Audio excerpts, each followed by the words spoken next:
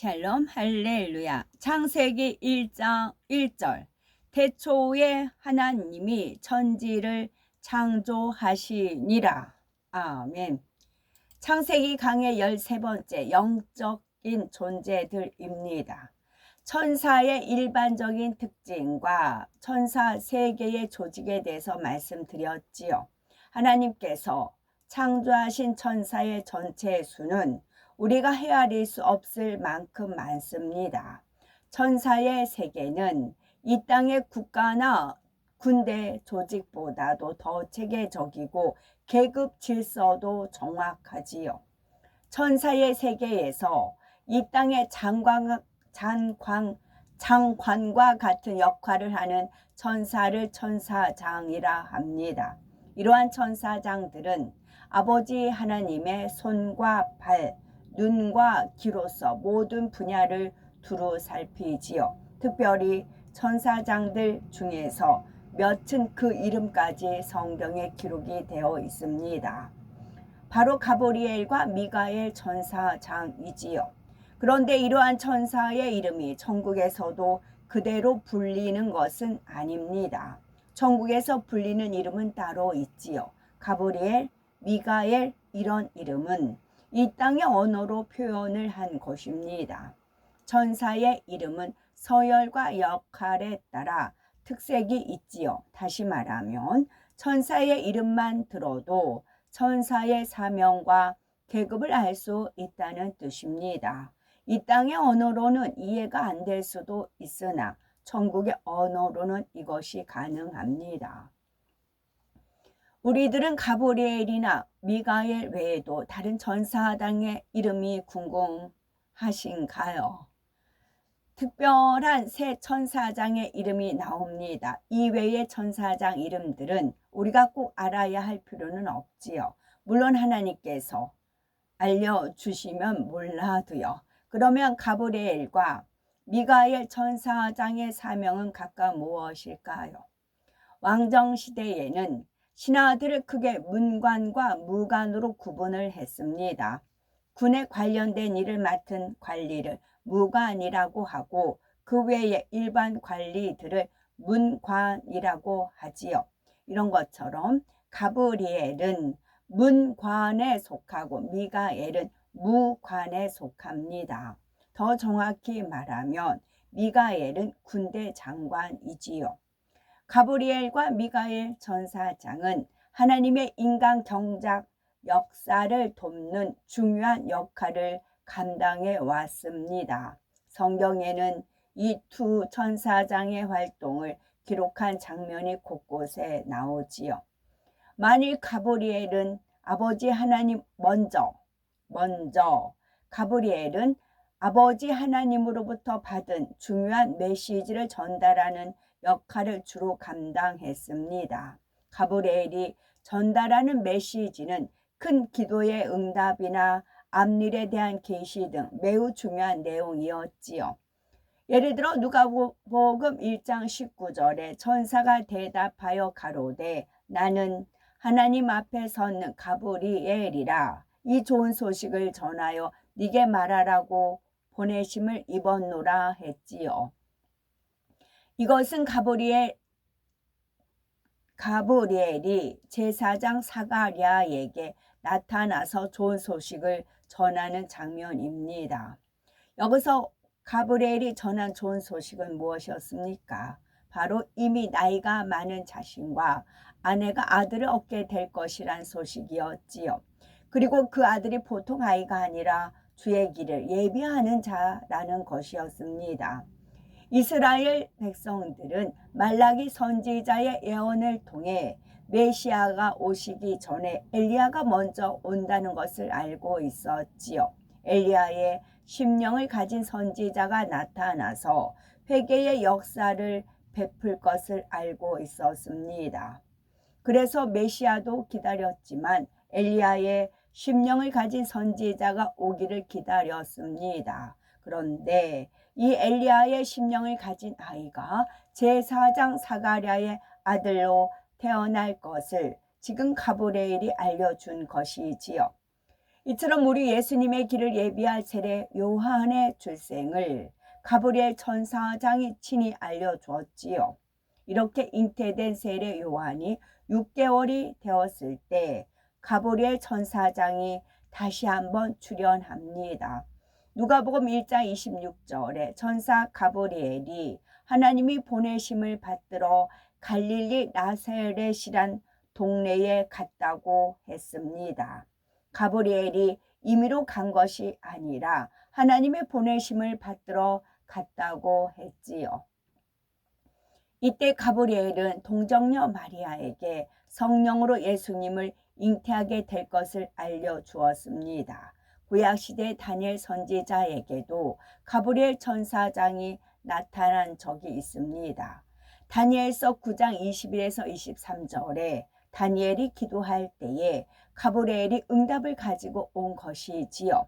곧 내가 말하여 기도할 때에 이전 이상 중에 본 그 사람 가브리엘이 빨리 날아서 저녁 제사를 드릴 때쯤에 내게 이르더니 내게 가르치며 내게 말하여 가로되 다니엘아 내가 이제 네게 지혜와 총명을 주려고 나왔나니 곧 네가 기도를 시작할 즈음에 명령이 내렸으므로 이제 네게 구하러 왔느니라.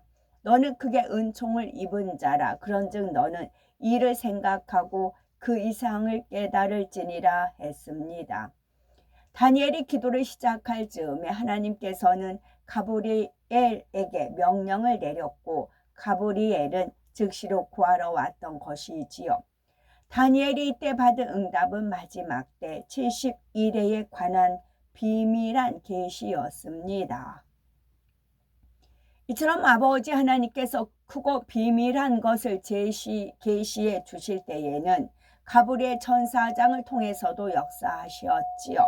천사를 통해서도 계시받은 일은 이렇게 성경에 분명히 나왔습니다. 그러므로 오늘날도 누군가가 천사를 통해서 계시를 받았다고 하면 무조건 잘못됐다고 말해서는 안 되고, 물론 계시 받았다고 말하는 사람도 결코 거짓말을 해서는 안 되겠지요.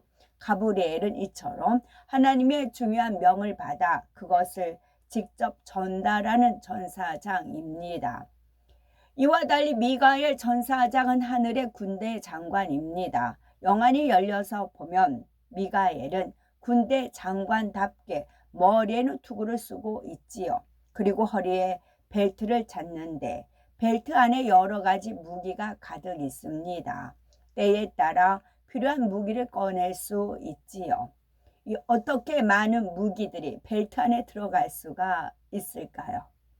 영의 세계에서는 가능합니다. 공상과학 영화를 보면 작은 가방에서 가방보다 부피가 큰 물건들이 나오는 장면들이 있지요. 영의 세계에서는 얼마든지 가능한 일입니다. 성경에 나오는 미가엘 천사장의 활동을 몇 가지 말씀드리면, 미가엘 천사장은 악한 영의 세계가 만들어진 후 악한 영들의 싸움을 지휘하며 때로는 직접 나서서 어둠의 진을 깨뜨립니다. 요한계시록 12장 7절에서 8절에 보면 마지막 때인 7년 환란 중에 있을 하늘의 전쟁, 곧 영계의 싸움에 대해서 말씀하고 있지요. 하늘의 전쟁이 있으니 미가엘과 그의 사자들이 용으로 더불어 싸울 새 용과 그의 사자들도 싸우나 이기지 못하여 다시 하늘에서 저희의 있을 곳을 얻지 못한지라 했습니다. 바로 미가엘 천사장과 그의 사자들이 용과 그의 사자들로 더불어 싸운다 했지요. 이 전쟁에서 용과 그 무리들이 패배하여 하늘에서 이 땅으로 쫓겨나게 됩니다. 다니엘서 10장에도 미가엘이 등장을 합니다. 다니엘이 마지막 때에 대한 계시를 받고자 기도하기를 시작하자 하나님께서는 바로 그날 응답을 주시려고 가브리엘 천사장을 보내셨지요. 그런데 가브리엘은 21일째 날에 되어서야 다니엘에게 나타났습니다. 가브리엘이 이렇게 지체된 이유를 다니엘서 10장 13에서 14절에 설명을 하지요. 그런데 바사국군이 21일 동안 나를 막았으므로 내가 거기 바사국 왕들과 함께 머물러 있더니 군장 중 하나 미가엘이 와서 나를 도와주므로 이제 내가 말이래 네 백성에 당할 일을 네게 깨닫게 하러 왔노라 한 것입니다. 여기서 바사국군이란 공중 권세를 잡고 있는 악한 영의 세력을 가리키지요. 이처럼 가브리엘이 악한 영의 세력의 방해를 받고 있을 때 미가엘이 와서 도와줬다는 것입니다. 그래서 가브리엘은 하나님의 계시 말씀을 다니엘에게 전달할 수 있었지요. 만일 다니엘이 21일이 되기 전에 낙심하여 기도를 그만뒀다면 어떻게 됐을까요? 하나님께서 미가엘로 하여금 가브리엘을 돕도록 보내지 않았을 것이며 하나님의 응답을 전하려던 가브리엘도 다시 돌아가고 말았을 것입니다. 그러나 다니엘은 하나님을 믿고 응답이 올 때까지 포기하지 않았습니다. 우리도 바로 이러한 마음으로 기도를 임해야 되겠지요. 마가복음 11장 24절에 내가 너희에게 말하노니 무엇이든지 기도하고 구하는 것은 받은 줄로 믿으라. 그리하면 너희에게 그대로 되리라 했습니다. 우리가 응답 받은 줄로 믿고 기도하면 하나님께서는 도울 자를 보내주시고 응답과 축복의 길로 인도하실 것입니다. 만일 어떤 사람이 응답받기 위해 하루 이틀 기도하다가 포기한다면 이는 그만큼 믿음이 적다는 증거이지요. 그러나 참으로 믿는 사람은 설령 응답과는 반대인 것처럼 보이는 상황을 만나도 그 믿음이 변하지 않습니다. 그리고 믿음의 증거인 행함을 보이지요. 바로 감사하며 계속해서 기도하는 것입니다. 하나님께서는 이러한 참 믿음의 증거를 보시면 방해하는 원수마귀 사단의 세력을 물리치시고 기도의 응답을 우리에게 안겨주십니다. 그러므로 우리들은 항상 기도하되 혹여 응답이 더디다 하여 결코 낙심하지 마시기 바랍니다. 갈라디아서 6장 9절에도 우리가 선을 행하되 낙심하지 말지니 피곤하지 아니하면 때가 이름에 거두리라 말씀했습니다. 응답받아야 하는 문제가 큰 것일수록 원수마귀 사단의 방해도 클 수 있습니다. 그러므로 더욱 깨어 기도를 해야 하지요. 우리가 기도를 할 때에 기도의 향을 받는 천사가 있지요. 그런데 어떤 분에게는 큰 천사가 와서 기도의 향을 큰 그릇에 받는가 하면 어떤 사람에게는 작은 천사가 와서 작은 그릇에 받는 것을 볼 수가 있습니다. 기도하는 사람이 어떠한 마음 자세로 기도하는가에 따라서 이런 차이가 나는 것이지요. 얼마나 하나님께서 받으실 만한 중심의 향인가에 따라서 기도의 향을 받는 천사의 급이 달라집니다. 얼마나 믿음과 사랑을 가지고 중심을 다하여 정성껏 기도하느냐에 따라서 기도의 향이 다르지요. 또 얼마나 악이 없고 성결되었는가에 따라서 기도의 향이 다릅니다. 기도의 향이 굵고 진하면 큰 그릇에 받아야 하고 가늘고 약하면 작은 그릇에 받아도 되는 거지요. 그러므로 우리는 하나님께 상달되는 온전한 기도를 올리심으로 많은 응답을 받는 축복된 우리들이 되셔야 되겠습니다. 이제 건축 분야를 담당하는 천사장에 대해서 말씀드립니다. 이 천사장은 천국에서 집을 짓는 일을 주관하고 감독하는 천사장입니다. 지금도 수많은 천사들이 장차 천국에 들어올 하나님의 자녀들의 집을 열심히 짓고 있지요. 그런데 천국에서 집을 짓는 재료는 그 집의 주인이 이 땅에서 하나님의 나라를 위해 얼마나 심고 어떻게 행하느냐에 따라서 달라집니다. 하나님의 나라를 위해서 많은 일을 감당하고 크게 영광 돌린 사람일수록 천국의 상급이 많이 쌓입니다. 또한 마음이 온유하여 많은 사람을 포용할수록 더 넓은 땅이 주어지지요. 그러면 집도 더 크고 더 좋게 지을 수 있으니 그런 집을 지을 때는 일할 천사도 많이 필요합니다. 예를 들어서 모세는 아버지 하나님으로부터 온 집에 충성된 자요 온유함이 가장 승한 자로 인정을 받았습니다. 그러니 모세에게 주어지는 천국의 땅은 아주 넓습니다. 모세의 집은 건물도 거대하지만 집의 모든 지경이 매우 넓지요.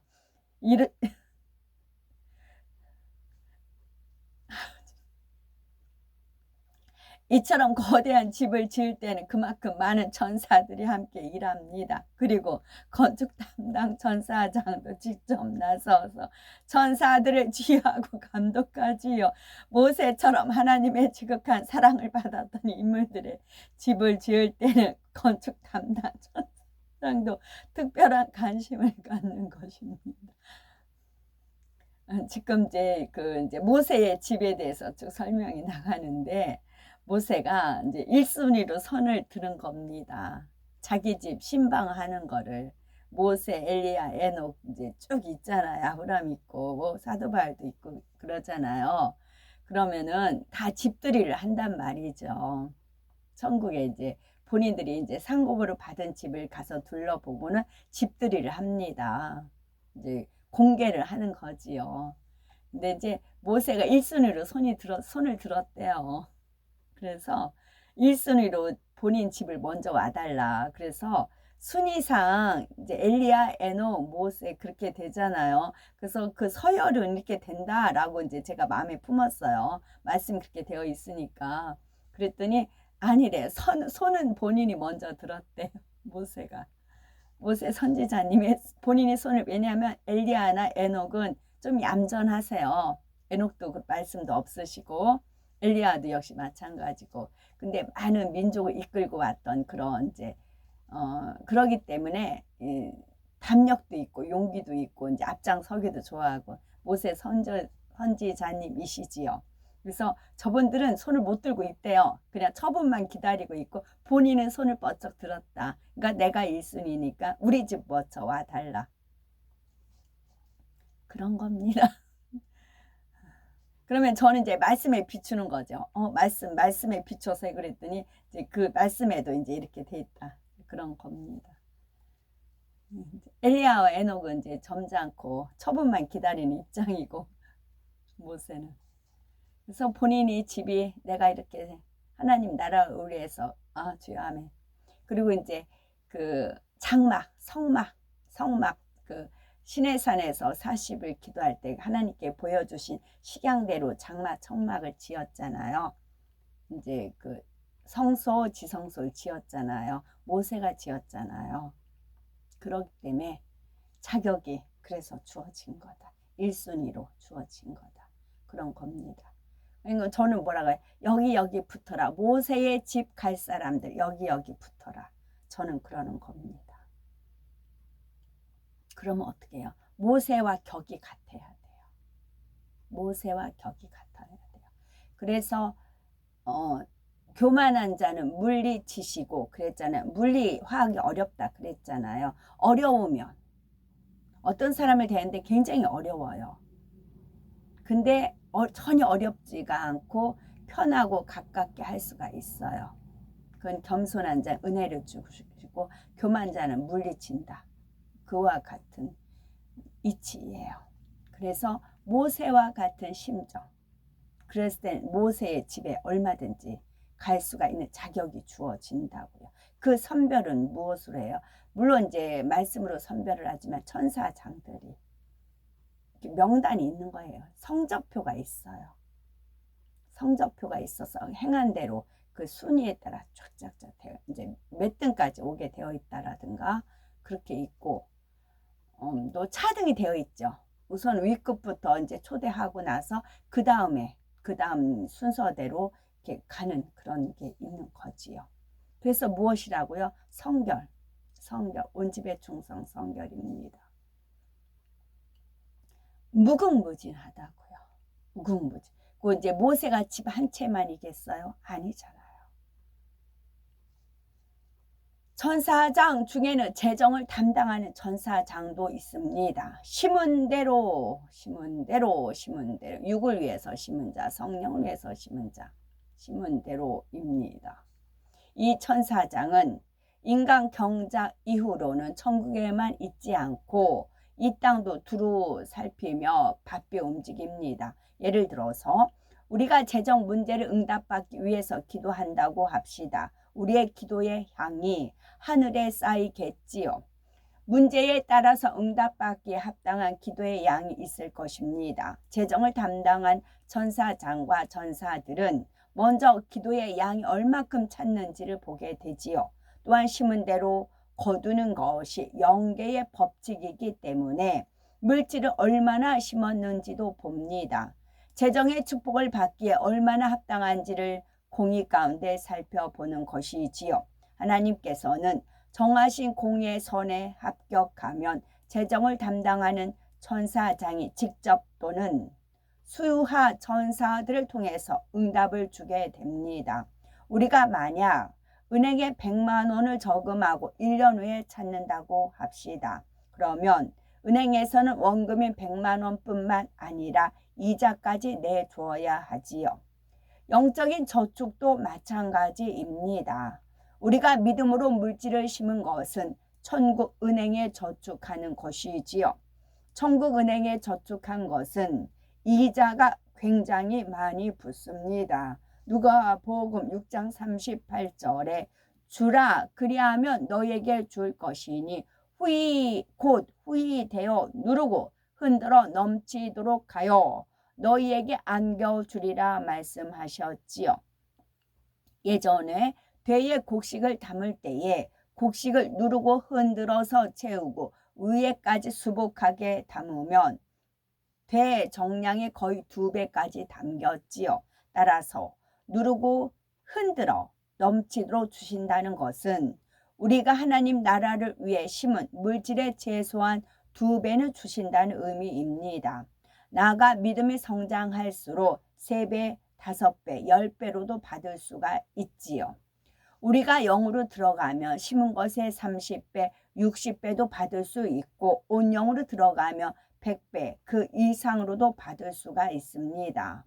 그러므로 정말 지혜로운 사람이라면 보물을 이 땅에 쌓는 것이 아니라 천국 은행에 쌓을 것입니다. 우리 예수님께서도 마태복음 6장 19에서 21절에 너희를 위하여 보물을 땅에 쌓아두지 말라. 거기는 좀과 동록이 해하며 도적이 구멍을 뚫고 도적질하느니라. 오직 너희를 위하여 보물을 하늘에 쌓아두라. 거기는 좀이나 동록이 해하지 못하며 도적이 구멍을 뚫지도 못하고 도적질도 못하느니라. 네 보물이 있는 그곳에는 네 마음도 있느니라 말씀하시지요. 우리가 천국 은행에 기도로 청구서를 띄우면 재정을 담당하는 전사장은 재정을 내줄 수밖에 없지요. 작은 응답이면 낮은 급의 전사를 보내고 큰 응답이면 머리급의 전사를 보냅니다. 그러므로 그때는 재정을 담당한 천사장을 비롯하여 수많은 천사들이 동원이 되지요. 삼위일체 하나님의 직속인 세 천사장을 소개해 드리겠습니다. 하나님께서는 하나님을 가장 가까이에서 섬기고 수종하며 사랑을 주고받을 수 있는 세 천사장을 특별히 창조하셨습니다. 천사들은 그 외모와 성품이 여성 또는 남성적인 천사로 나뉩니다. 미가엘과 가브리엘 천사장은 남성적인 이미지이지요.